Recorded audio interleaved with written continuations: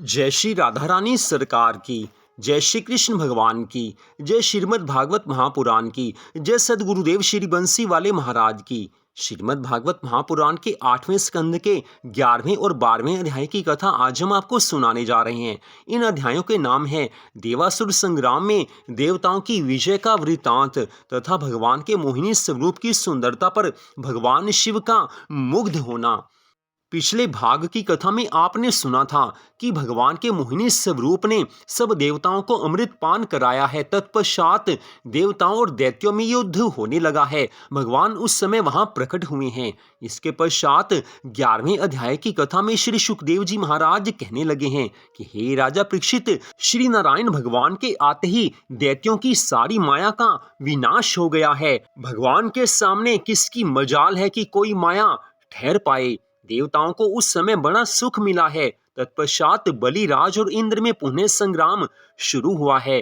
देवराज राजा बलि से कहने लगे हैं कि हे बलि, तुम नट के समान कपट करके मेरा इंद्रासन लेना चाहते हो। शूरवीरों की तरह सम्मुख आकर धर्म युद्ध करो।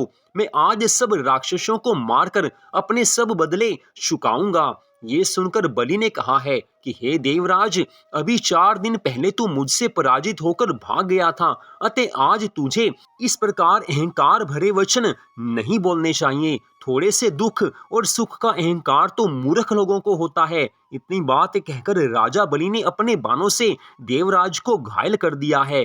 तब इंद्र ने राजा बलि के ऊपर अपने वज्र का ऐसा प्रहार किया कि उसके चलते ही बलि बिना पंख के पक्षी की तरह अपने विमान सहित आकाश से भूमि पर आ गिरा है। राजा बलि की ऐसी दशा देखकर एक जंभ नामक राक्षस इंद्र के सामने आ डटा है। उसने अपनी एक गदा इंद्र में और एक ऐरावत हाथी में मारी है, जिसके फल स्वरूप ऐरावत हाथी घुटने टेक कर जमीन पर बैठ गया। यह देखकर इंद्र हाथी से कूदकर रथ पर जा बैठा। उस समय इंद्र के सारथी मातली के रथ कौशल को देखकर जंभ ने मातली के ऊपर भी अपने त्रिशूल का प्रहार किया है।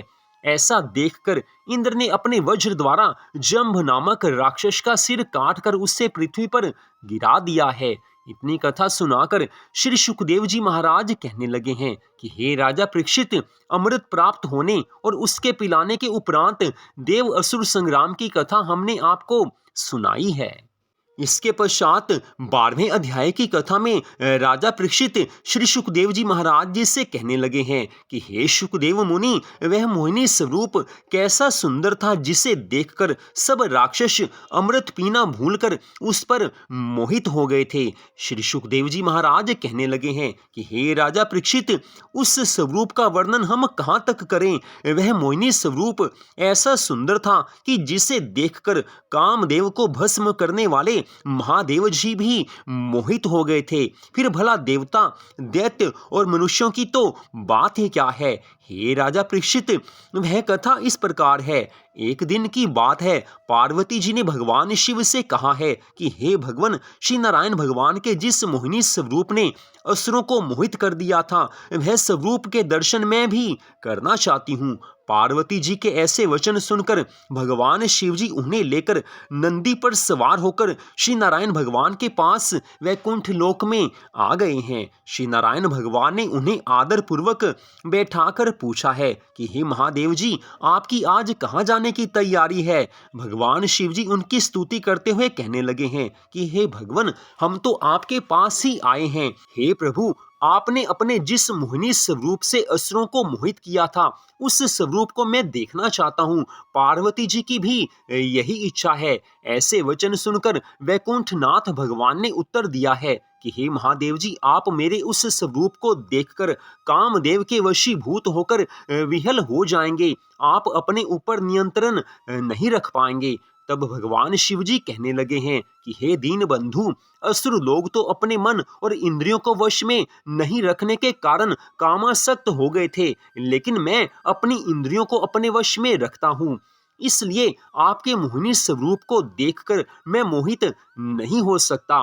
पार्वती भी आपके उस स्वरूप को देखने की अत्यंत इच्छुक है। इसलिए आप जिस तरह से मेरी विनती को हमेशा स्वीकार करते आए हैं, उसी प्रकार मेरी इस विनती को भी आप स्वीकार कर लीजिए। आज भगवान शिव के ऐसे वचन सुनकर श्री नारायण भगवान कहने लगे हैं कि हे कैलाशपति, आप मेरे निराकार स्वरूप की आराधना करने वाले हैं। इस कारण आप सदा उसी स्वरूप के दर्शन किया करें, क्योंकि जिसको मेरे उस निराकार स्वरूप का ध्यान हो सके, उसी को मेरे सगुण स्वरूप को देखने की इच्छा करना उचित है, क्योंकि ऐसा करने से उसे निराकार स्वरूप की भक्ति प्राप्त होती है। जो अज्ञानी मनुष्य मेरे निराकार स्वरूप को नहीं देख पाता, उसे मैं अपने साकार स्वरूप का दर्शन देकर ज्ञान प्राप्त करवाता हूँ।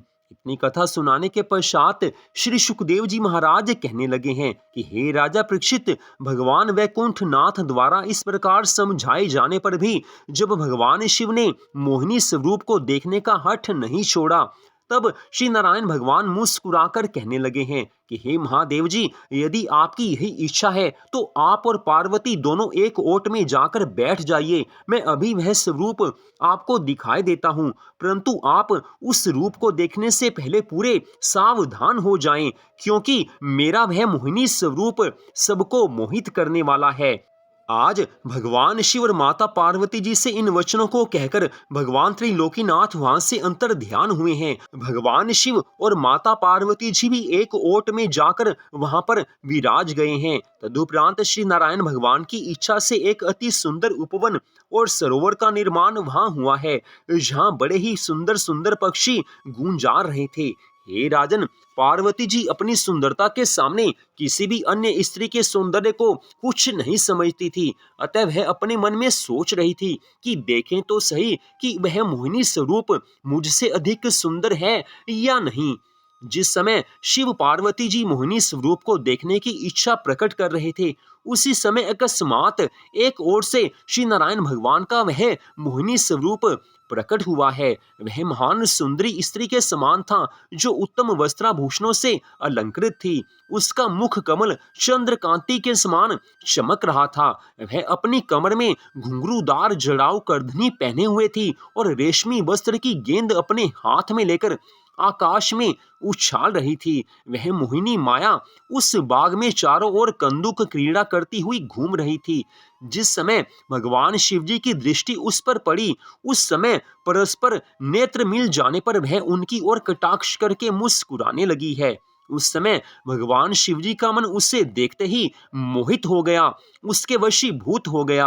भगवान शिव जी अपने स्वरूप को भूलकर उस पर मोहित होकर उसके पीछे भागने लगे हैं। उनकी मृगशाला गिर गई है, वे नग्न हो गए हैं। पार्वती जी का ध्यान बिसराकर वे उसके सम्मुख जा पहुंचे हैं, किंतु वह महासुंदरी मोहिनी भगवान शिव जी के प्रति कुछ भी प्रेम न दिखाकर आगे की ओर बढ़ गई हैं। ऐसा देखकर भगवान शिव जी अत्यंत कामासक्त होकर उसके पीछे इस तरह से भागे हैं कि जैसे हथिनी के पीछे हाथी भागता है। भगवान की माया किसी को नहीं छोड़ती है। उस समय कामदेव ने भी अवसर देखकर भगवान शिव जी से अपना बदला ले लिया है। जब भगवान शिव जी उस मोहिनी स्त्री के समीप पहुंचे तो उसने घूंघट काढ़कर अपना मुख छिपा लिया है।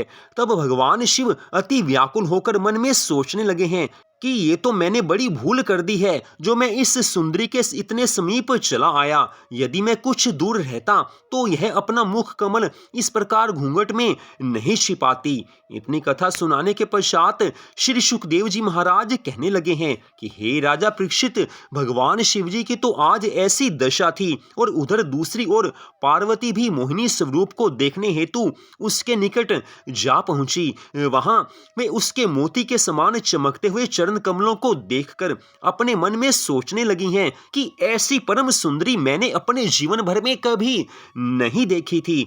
इसके सम्मुख मेरा सौंदर्य बिल्कुल भी नगण्य है, मेरा सौंदर्य इसके सामने कुछ भी नहीं है। माता पार्वती जी को अपनी सुंदरता का काफी ज्यादा अभिमान था, लेकिन आज वही अभिमान टूट गया है, चूर चूर हो गया है। भगवान किसी का अभिमान रहने ही नहीं देते हैं। जिस समय पार्वती जी अपने मन में ऐसा मनन कर रही थी, उसी समय भगवान शिव जी ने कामातुर होकर उस मोहिनी नारी को अपने कंठ से लगा लिया है। तब वह उनसे छिटक कर आगे की ओर बढ़ चली है। उस परम सुंदरी का स्पर्श पाकर भगवान शिवजी इतने अधीर हो गए कि उसे पकड़ने के लिए उसके पीछे पीछे दौड़ने लगे हैं। लेकिन भगवान की वह माया थी, मोहिनी स्वरूप जो भगवान का था, वह बार बार छिटक कर आगे निकल जाती थी। भगवान शिवजी के हाथ का स्पर्श उसके किसी भी अंग से नहीं हो पाता था। एक बार कुछ देर के लिए वह परम सुंदरी भगवान शिवजी की आंखों से ओझल होकर पुनः प्रकट हुई है। तब भगवान शिवजी ने आगे बढ़कर अपनी भुजाओं में उसे बांध लिया है। वह पुनः उन्हें झटक कर अलग हो गई है। इस प्रकार की खींचातानी में उस मोहिनी नारी का वस्त्र ढीला होकर पृथ्वी पर गिर गया है। उस समय मोहिनी नग्न अवस्था में है। मोहिनी को ऐसी नग्न अवस्था में देखकर भगवान शिवजी ने उसे अपनी गोद में उठाना चाहा। इसी बीच में भगवान शंकर का वीर्य भूमि पर गिर पड़ा है। आज भगवान शिव की ऐसी दशा हुई है। भगवान कामदेव के सामने आज पराजित हुए हैं। आज कामदेव ने भगवान शिव से अपना बदला ले लिया है। भगवान शिव की ऐसी दशा देखकर मोहिनी स्वरूप भगवान वहां से अंतर ध्यान हुए हैं। इतनी कथा सुनाकर राजा परीक्षित से शुकदेव जी महाराज कहने लगे हैं कि हे राजा परीक्षित, मोहिनी रूप के अंतर ध्यान हो जाने पर भगवान शिव अत्यंत लज्जित और उदास होकर एक पेड़ के नीचे जाकर बैठ गए हैं और विचार करने लगे हैं कि शायद वह मोहिनी नारी फिर प्रकट हो जाए। लेकिन उसी समय श्री नारायण भगवान की माया से पार्वती जी भी भगवान शिव के समीप आई हैं। उन्हें देखकर भगवान शिव जी अपने मन में अत्यंत लज्जित होकर विचार करने लगे हैं कि देखो, मैंने काम, क्रोध, लोभ आदि को अपने वश में करने के लिए हजारों हजारों वर्षों तक समाधि लगाई है, परंतु इस मोहिनी स्वरूप को देखकर मेरा सारा ज्ञान नष्ट हो गया।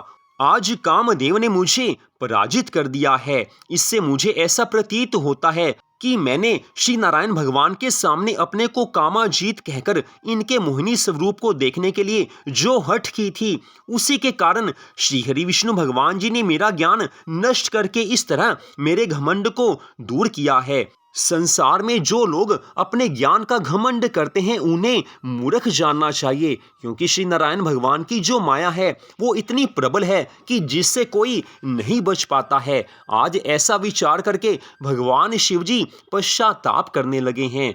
तब श्री नारायण भगवान चतुर्भुजी स्वरूप से भगवान शिव के सामने आकर खड़े हो गए हैं। तदुपरांत उनका हाथ पकड़कर आदर सहित इस प्रकार कहने लगे हैं कि हे महादेव जी, आप अपने मन में चिंता मत करें। मेरे इस मोहिनी स्वरूप को देखकर योगी हो चाहे ऋषि मुनि हो, किसी का ज्ञान अपनी जगह पर नहीं रहता है। माया रूपी स्त्री की वासना में पड़कर बड़े बड़े ऋषि मुनि, महात्मा, संत, ज्ञानी व्यक्ति अपना धर्म कर्म छोड़ देते हैं। इसलिए स्त्री रूपिणी मेरी माया को सबसे बलवान जानना चाहिए। हे भोलेनाथ, इतने पर भी आपको मेरी माया अब कभी नहीं सताएगी, क्योंकि आप हर समय मेरे स्मरण अथवा ध्यान में मग्न रहते हैं। यदि आप कहें कि इस मोहिनी रूप माया ने आपके मन को चंचल क्यों बनाया, तो इसका कारण यह है कि आपने मेरे निर्गुण स्वरूप का स्मरण त्याग कर मुझे अपने से अलग समझा और मेरी माया का प्रभाव देखने की इच्छा प्रकट की है। अब आप ये जानकर धीरज धारण करें कि भविष्य में कभी भी मेरी माया आपको नहीं सताएगी। इस तरह से श्री श्याम सुंदर भगवान श्री कृष्ण जी ने जब भगवान शिव को बोध कराया, उन्हें ज्ञान दिया, तब भगवान शिव धैर्य धारण करके श्री मुरली मनोहर भगवान श्री कृष्ण जी को दंडवत प्रणाम करके वहां से विदा हो गए हैं। फिर कैलाश पर्वत पर पहुंचकर माता पार्वती जी से कहने लगे हैं कि तुमने मेरे इष्ट देव की माया का प्रभाव देखा। मैं आठों प्रहर इन्हीं ज्योति स्वरूप के स्मरण में मग्न रहता हूँ। भगवान शिव ने आज माता पार्वती जी से ये परम सुंदर वचन कहे हैं। स्पष्ट कहा है कि मैं तो आठों प्रहर भगवान के ध्यान में मग्न रहता हूँ। इतनी कथा सुनाकर श्री सुखदेव जी महाराज कहने लगे हैं कि हे राजा परीक्षित, जो कोई मनुष्य समुद्र मंथन की इस कथा को सुनकर कोई भी कार्य शुरू करेगा, उसे अपने मनोरथ की पूर्ण सिद्धि प्राप्त होगी। तो आज की इस कथा का यहीं पर विश्राम होता है। भगवान के मोहिनी स्वरूप को देखने की इच्छा भगवान शिव के मन में आई थी। वैसे भगवान शिव ऐसा नहीं चाहते थे, लेकिन माता पार्वती जी की इच्छा थी। फिर भगवान शिव की इच्छा भी भगवान के मोहिनी स्वरूप को देखने की हो गई थी। भगवान तो अपने मोहिनी स्वरूप के दर्शन भगवान शिव और माता पार्वती जी को नहीं करवाना चाहते थे, लेकिन भगवान शिव की हठ थी। भगवान ने अपना मोहिनी स्वरूप दिखा दिया। कामदेव के प्रभाव में आज भगवान शिव आ गए थे और भगवान शिव का वीर्य भूमि पर गिर गया था। भगवान शिव काम के वशीभूत हुए हैं। भगवान का मोहिनी स्वरूप इतना परम सुंदर था कि उसका वर्णन नहीं हो सकता है। ये तो भगवान शिव हैं, फिर भी मोहिनी स्वरूप को देखकर आज भगवान शिव माया के अधीन हुए हैं। तो भगवान तो स्पष्ट कहते हैं कि जो कोई भी स्त्री की माया में फंसेगा वो कभी बच नहीं सकता है, लेकिन बचता वही है जो हर क्षण भगवान को याद रखता है। जो भगवान से प्रेम करता है, भगवान उसे माया से बचा लेते हैं। बाकी आजकल के इस समय में स्त्री रूपिणी भगवान की माया से बचना बड़ा कठिन है, लेकिन जो भगवान पर विश्वास रखते हैं, भगवान की भक्ति करते हैं, सदा भगवान के चरणों में अपने मन को लगाकर रखते हैं, ऐसे भक्तों की भगवान सदा रक्षा करते हैं। तो आज की इस कथा का यहीं पर विश्राम होता है। जय श्री राधा रानी सरकार की, जय श्री कृष्ण भगवान की, जय सदगुरुदेव श्री बंसी वाले महाराज की, जय श्रीमद् भागवत महापुराण की। जय जय श्री राधे, जय जय श्री राधे, जय जय श्री राधे श्याम।